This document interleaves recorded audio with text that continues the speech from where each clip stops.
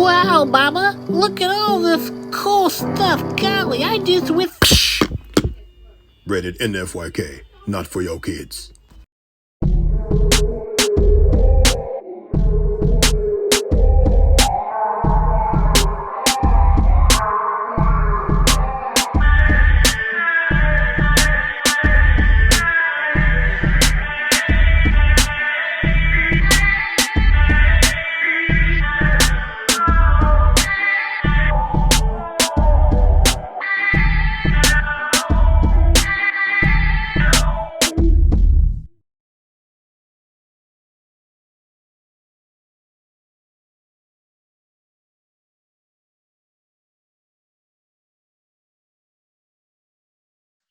All right, so this is our first episode of the Cybertronians.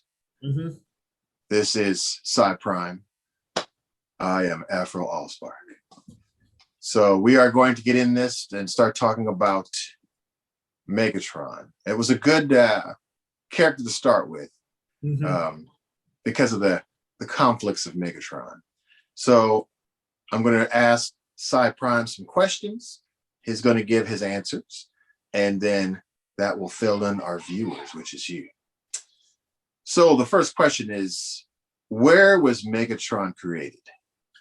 Great question. And by the way, I want to add to that, Megatron's among my favorite characters, mainly because a protagonist always, I think, is a protagonist is generally just a good guy.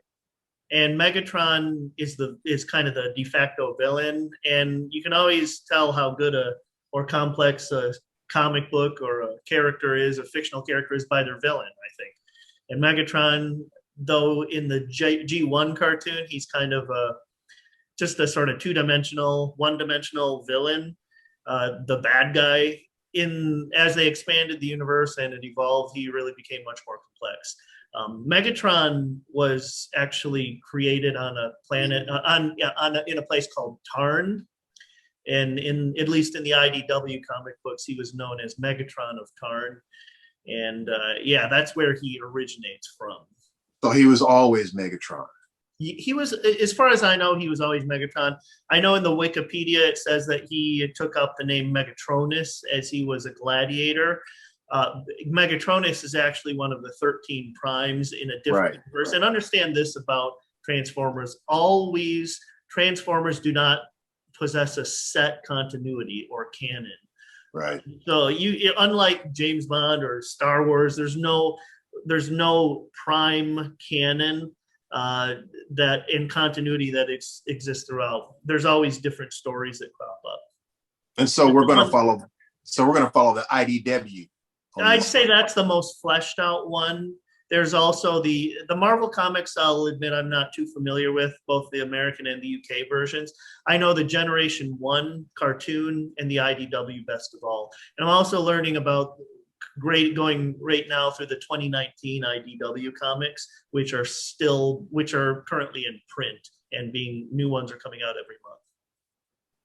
But yes, Megatron comes from Tarn, which is I guess a mining colony, according to the IDW comics. Now, is Tarn like some kind of province on Cybertron, or is this not even on Cybertron?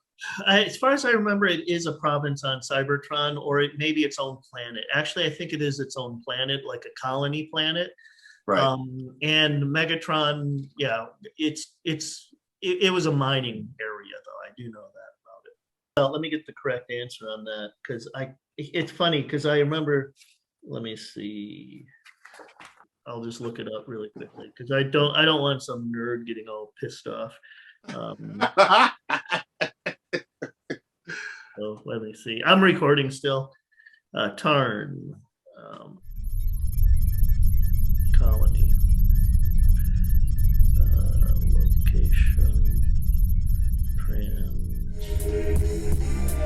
The Cybertronians will return after these messages. Autobots, this is our new city Metroplex. It can transform into a battle station and then transform again into the gigantic Metroplex himself. But the Combaticons can combine to form Bruticus. Decepticons attack! Transform Metroplex! The Transformers! The Transformers from Hasbro. We now return to the Cybertronians. Okay, Tarn is Cybertron. It's a city-state. Yeah. So Megatron came from a city-state on Yes. Cybertron. Yeah, Tarn apparently is the largest city-state after Iacon, which is pretty well known in the Right. G1 cartoon as well. And it borders another place called Voss. So, yeah. Interesting side note about Tarn. Tarn is also the name of a sadistic Decepticon that Megatron called the Decepticon Justice Division. It's a group of Decepticons who are handpicked by Megatron to dish out punishment to those Decepticons who've strayed from the path, and they take the names of the city-states. So Tarn is the leader. He also is named after the city-state in Cybertron, that Megatron. And that was the collection you showed me. Yes. So the viewers can actually go to see your video about This Is Me, Cyberprime, Prime, your collection, because I remember that specifically from your collection, and that was pretty cool. Yeah, it was. And I'll put that link in the description for them to check out. Yeah, certainly. Check that out. So the next question is, what did Megatron start out as? Megatron started out as a mining. Okay, going back, when Transformers are created in the IDW comics, and this is not the G1, but the IDW fleshed him out as starting out as a mining machine. And in fact, in one of the Megatron toys that is modeled after the IDW, he's a big, massive drill mining, I guess, raw energon. Wow. Yeah. Built Ford tough. Yeah. Right, man. Or Tarn tough, I guess. It's funny because he's even got the yellow, black kind of stripes like construction vehicles would normally have. Because you got me reading the IDW comics. So I haven't gotten that far yet to see his drill form. That's the rise of Megatron, I believe. And that's where they go over Megatron's origin and how he... Right, that's what I'm wanting. Yeah, reading Megatron's origin. Yeah.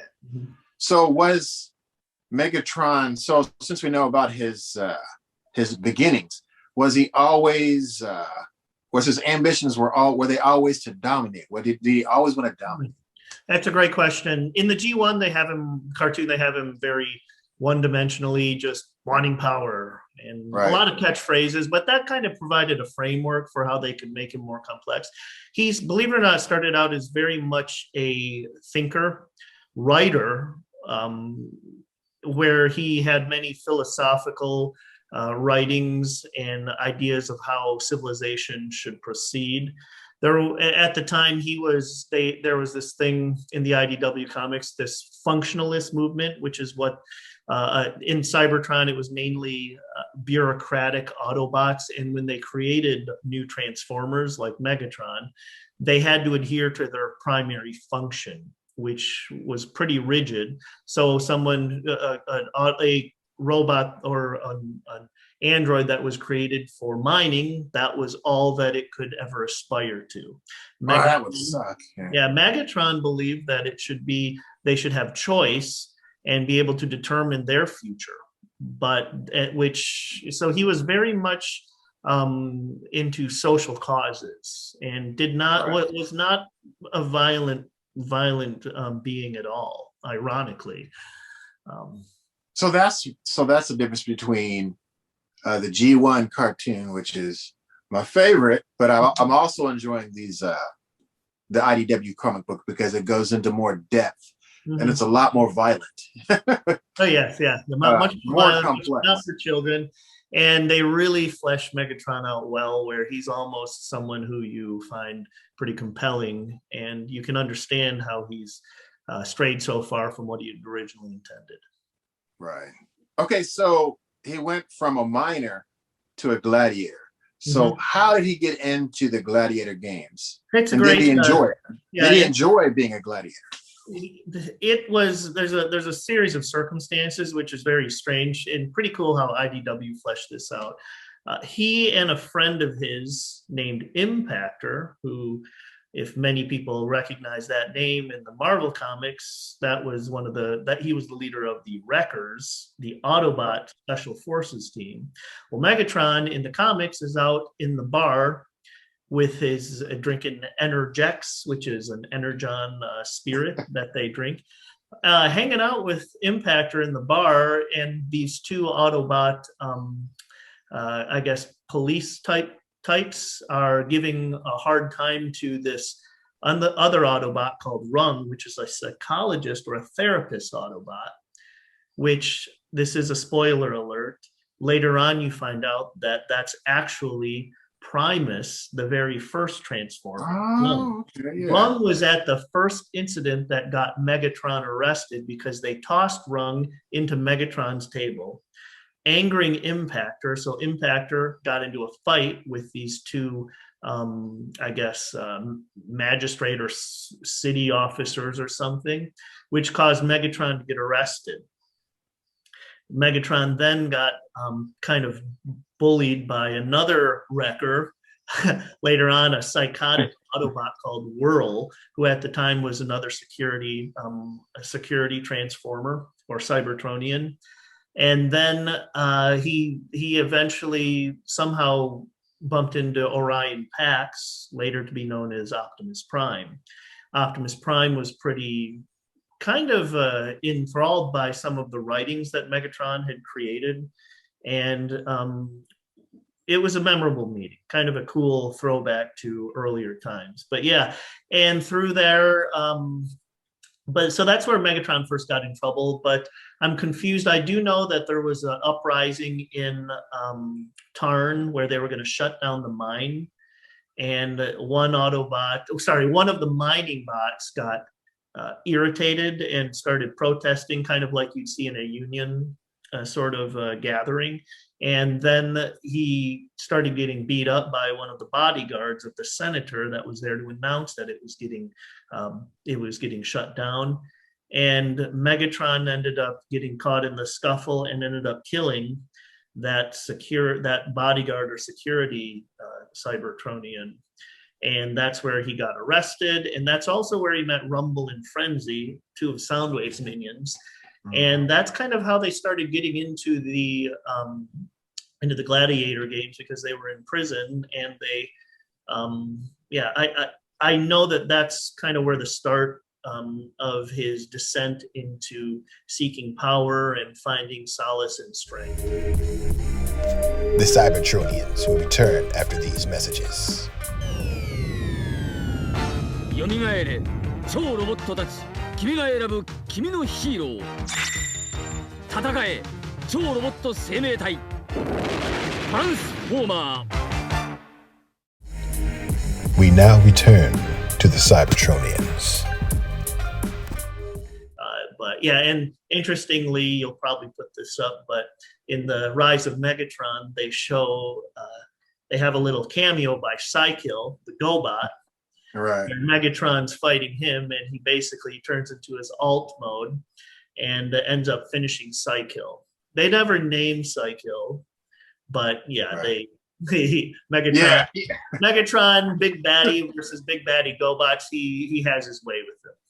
Right. Yeah, and if it wasn't for you, I wouldn't have. Well, you and someone else was like, go back and look at that. Who is he killing? And I'm like, oh, wait a minute, that's a GoBot. Yeah. Jeez, that was the GoBots make an appearance. Yeah. Wow, that was I don't know if that was a homage or a slap in the face of the GoBots. Well, in a way, a little bit of both, because now Hasbro owns the rights to GoBots, I believe. Right. Bug Bite is one of the ones in the most recent line of Transformers by Hasbro, Takara, and that's a GoBot character.